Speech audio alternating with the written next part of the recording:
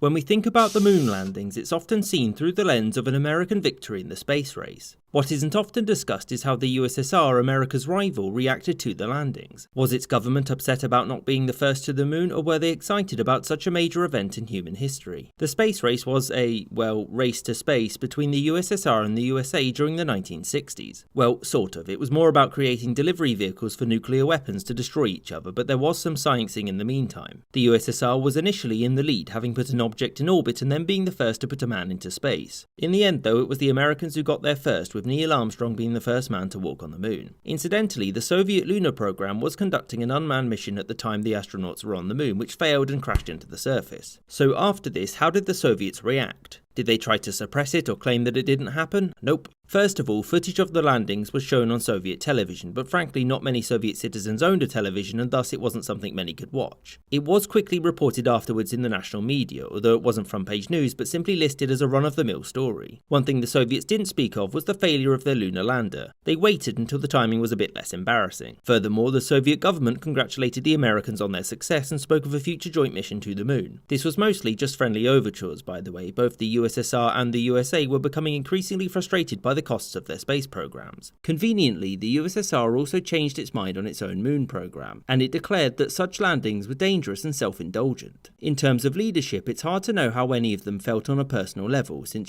secretive communist state. It's also pretty easy to imagine that cosmonaut Alexei Leonov would have been pretty disappointed. Why? Because he had been selected by Soviet leadership to be the first man on the moon had the Soviets got there first. Another person of influence in the USSR who was known to be furious was the former First Secretary Nikita Khrushchev. The Soviet space program was his doing, and for him, not being the first to the moon demonstrated that the Soviet Union was losing its way. So what about the Soviet people and the broader communist bloc? Many simply didn't hear much about it or weren't too fussed about America's scientific endeavours. There were some who were upset with the USSR seeming to lose to the Americans, but barring that, the response to it was exceptionally muted. It was only really the scientists who'd worked for the USSR's own space program that had any sort of publicly positive response to it. And across the broader Warsaw Pact? Well, frankly, the event didn't receive much coverage there either. The primary reason being that many of its governments were, at the time, commemorating 20 years of communist rule. So, in conclusion, as many of you would expect, the Soviet response to the moon landings was mixed and not very public. The leadership had wanted to get to the moon first but had failed to do so,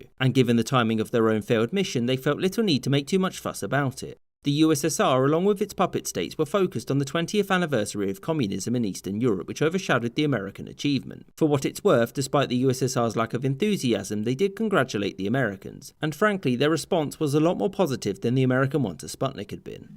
I hope you enjoyed this episode, and thank you for watching, with extra thanks to my Patreon supporters, which you can see on screen. And with an extra special thanks to James Bizanet, David Archaeologist, Azarka Flash, Party Boyko, Rob Waterhouse, Chris Wicker, Michael Reynolds, Gustav Swan, David Silverman, Spinning Three Plates, Maggie Paxkowski, Christian Cheke, Anthony Beckett, Ike, Sky Chappelle and Winston Kaywood.